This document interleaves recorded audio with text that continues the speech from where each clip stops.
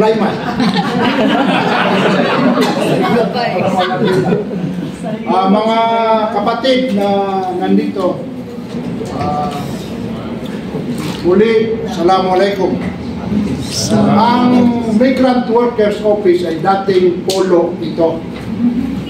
Migrant Workers Office, dati polo, Philippine Overseas Labor Office. Ngayon, Migrant Workers Office. Dati, Department of Labor and Employment. Ngayon, Department of Migrant Workers. So, okay. Unang programa ay hindi kayo makakapunta rito sa Kingdom of Saudi Arabia kung hindi kayo dadaan sa Migrant Workers Office.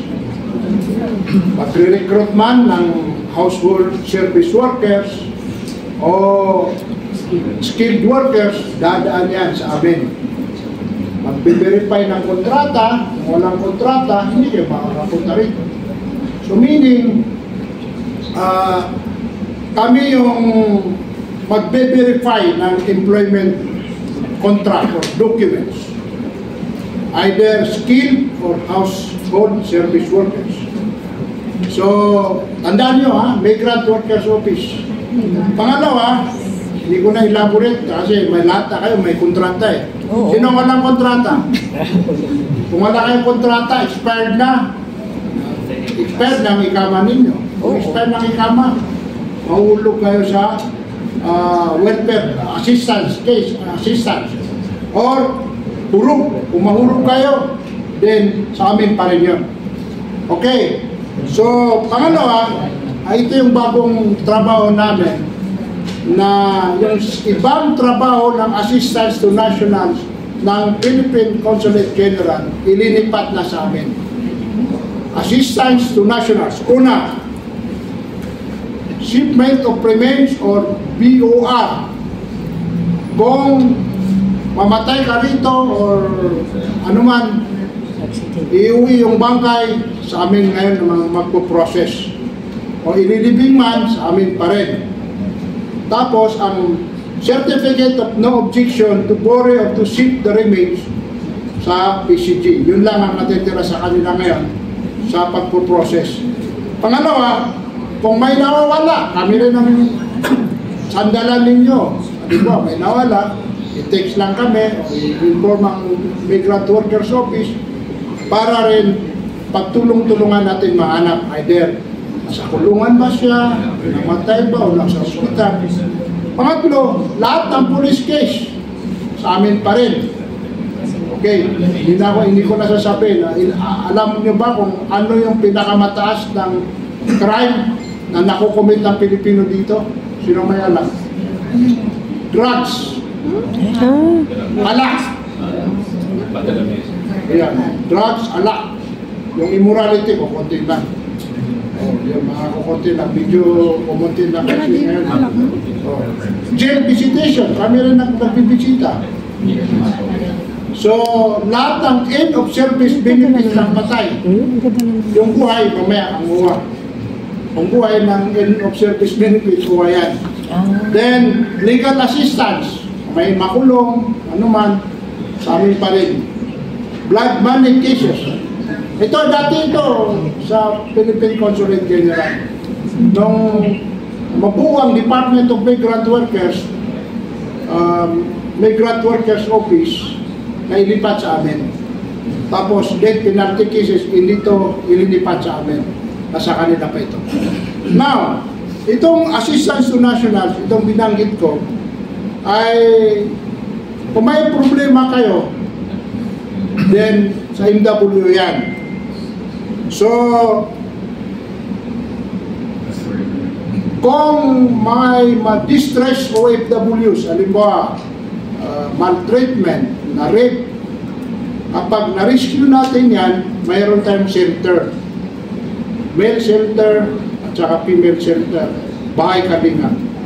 So, kapag nandyan na yan, kami na ang gasto, ang MW, gobyerno ng Pilipinas through MW, gumagasto lahat. Pero, hindi pwede mag-shelter doon ng parang gawin lang hotel. Pasok, bukas, labas. Hindi pwede. Pagpasok ka na doon, bibituin ka lang namin kapag nasa airport ka na.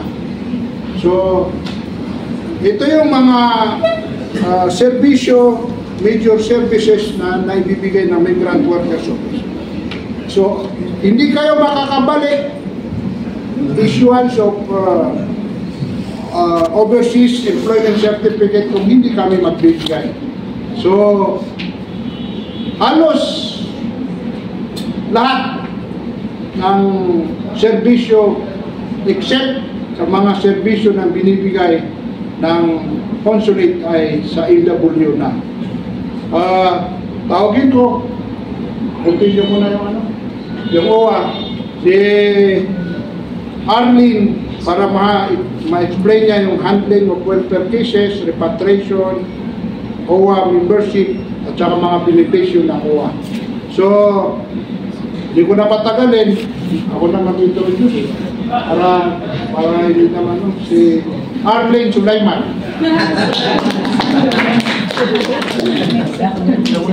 Sounds like mga OFWs from Manila.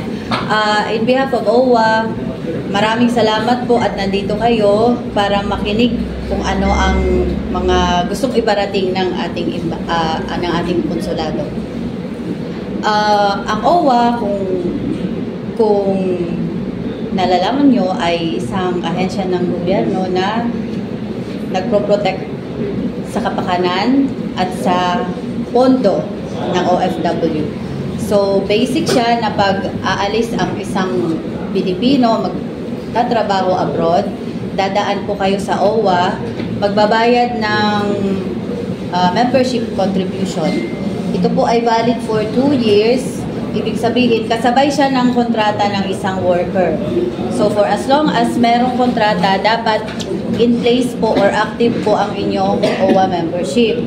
Kasi, ang kapalit po ng binabayaran yung membership contribution ay ang mga programa at benepisyo na pwede nyong ma-avail kay OWA, whether dito po sa post or doon po sa ating bansa, doon sa inyong family na naiwan sa Pilipinas.